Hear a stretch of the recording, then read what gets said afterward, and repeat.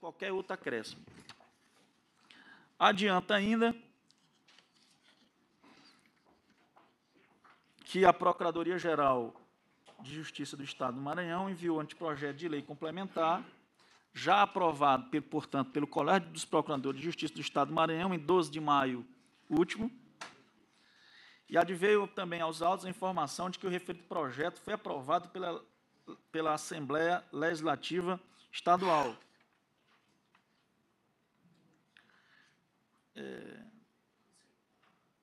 Aprovado o projeto de lei pela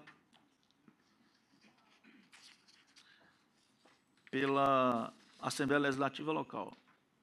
O que traz, a mim, então, me parece, traz conselheiro Tito, um problema, não é? Porque, embora nós sejamos um Conselho Nacional, nós temos especificidades locais, não é? Claro que quando nós aqui discutimos valores, não é? Chama a atenção a disparidade mesmo, os valores altos que são pagos àquela unidade ministerial, né? Mas eu creio que a nossa discussão não pode simplesmente fulanizar a questão, né, e se valer de um aparato retórico, né, para entender como próprio a atribuição deste Conselho Nacional desconhecer duas coisas. Primeiro, autonomia, não do Ministério Público, mas das Assembleias Legislativas, né? Então, quer dizer que uma resolução nossa tem o condão de revogar a lei complementar? Né? O conselheiro Lázaro, há pouco, chamou a atenção que era defeso às instituições administrativas, às esferas administrativas, imiscuírem-se em questões judiciais. Eu penso também, nesse caso, eminente conselheiro Lázaro, nós também precisamos definir a nossa atuação sem que com isso signifique, como Vossa Excelência bem levantou, o simples revogar da legislação em vigor.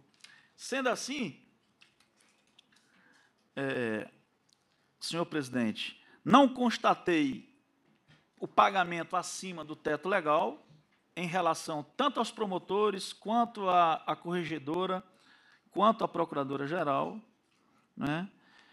E não há nada a averiguar no procedimento realizado não havendo, portanto, nada a averiguar atinente ao procedimento realizado, ao procedimento de pagamento de diárias realizado pelo Ministério Público do Maranhão na concessão de diárias, tendo em vista que sua concessão foram baseados na Lei Complementar número 13 de 91, a Lei Complementar, não é, que é a Lei Orgânica do Ministério Público Maranhense, que, embora apresente valores altos para diárias, o Ministério Público do Estado do Maranhão comprovou nos autos que está em fase ainda de alteração legislativa, adequando-se aos parâmetros da Resolução 58 do CNMP, o que para mim também é problemático.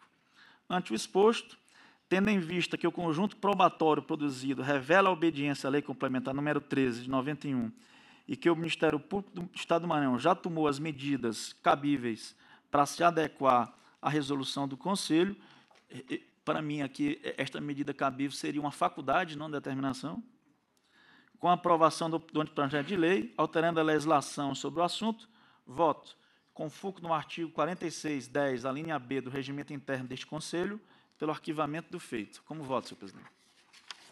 Concedo a palavra à doutora Lúcia Chagas, assessora-chefe da Procuradoria-Geral de Justiça do Estado do Maranhão. Vossa Excelência tem a palavra. Excelentíssimo senhor presidente, excelentíssimo senhor corregedor nacional, eminentes conselheiros, eminente conselheiro relator, realmente a questão posta nos termos em que o conselheiro relator o fez é a maneira mais adequada de perceber essa problemática, que seria exatamente a definição por esse conselho do que deveria prevalecer, se as resoluções do Conselho Nacional do Ministério Público ou a lei complementar. A lei complementar número 13/91 é exatamente o estatuto, a lei orgânica do Ministério Público do Estado do Maranhão. Mas, mesmo assim, diante até da disparidade de valores que Vossa Excelência constatou, eminente relator, a Procuradora-Geral de Justiça do Estado do Maranhão levou a questão ao Colégio de Procuradores, e o Colégio de Procuradores houve por bem encaminhar um projeto de lei complementar à Assembleia Legislativa, adequando os valores das diárias concedidas no Ministério Público do Estado do Maranhão aos termos da resolução número 58 do CNMP. Está em andamento, já foi aprovado pela Assembleia Legislativa e agora está no âmbito do Poder Executivo, e nós aguardamos que, em breve, possamos encaminhar essa resposta. E, por isso, se pede que os demais conselheiros acompanhem o eminente relator com a sua proposição de arquivamento do feito. Obrigado, Vossa Excelência. Conselheiro Jarbas Soares, como vota Vossa Excelência? Presidente, eu acompanho o voto do relator e sou convencido de que não cabe esse Conselho fazer esse controle difuso da constitucionalidade em relação às leis orgânicas do Ministério Público. Eu acho que, até pela presença do próprio Procurador-Geral da República no Conselho, pode-se solicitar um encaminhamento ao Procurador-Geral da República para que assim o faça.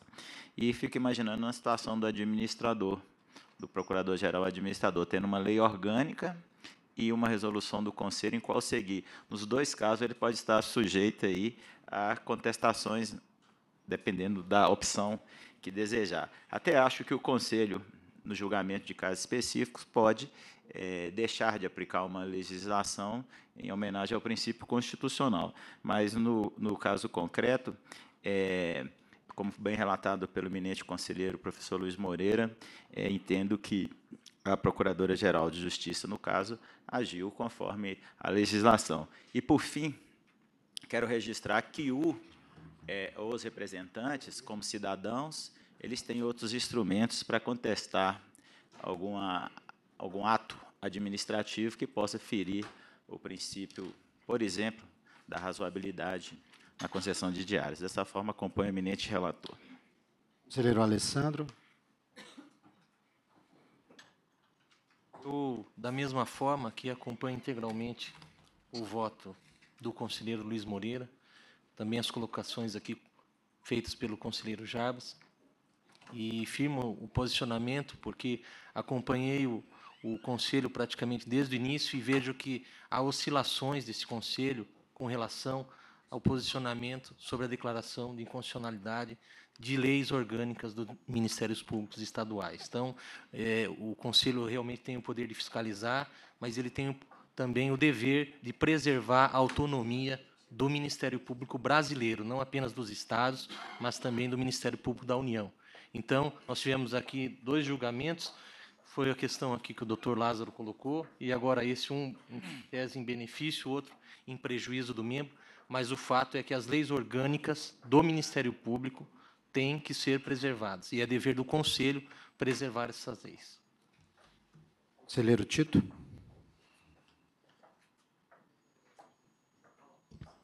Pronto. Tem que falar. O negócio aqui é automático. Senhor presidente,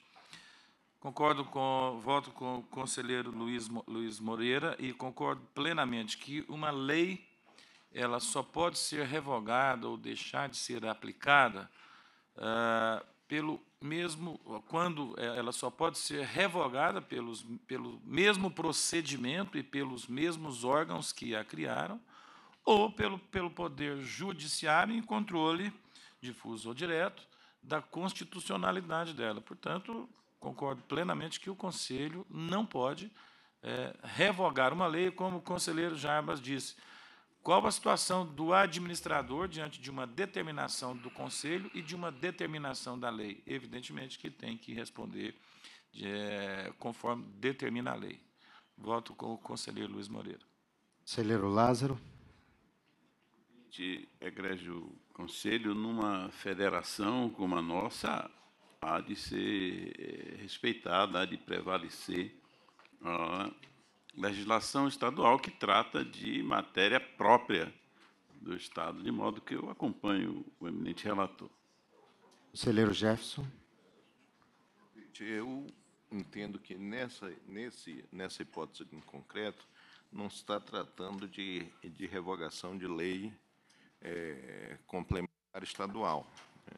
Eu entendo que, até pela referentes e pelo requerido, esse é mais um caso daqueles que ocupam o espaço em longas discussão no Conselho Nacional do Ministério Público, onde se há temas mais relevantes a serem discutidos.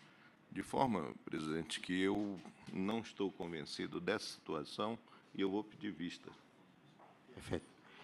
Então, após o voto do conselheiro relator,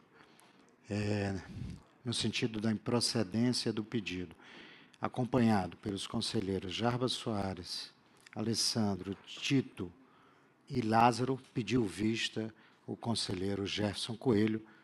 Aguardo os demais? Aguardo os demais.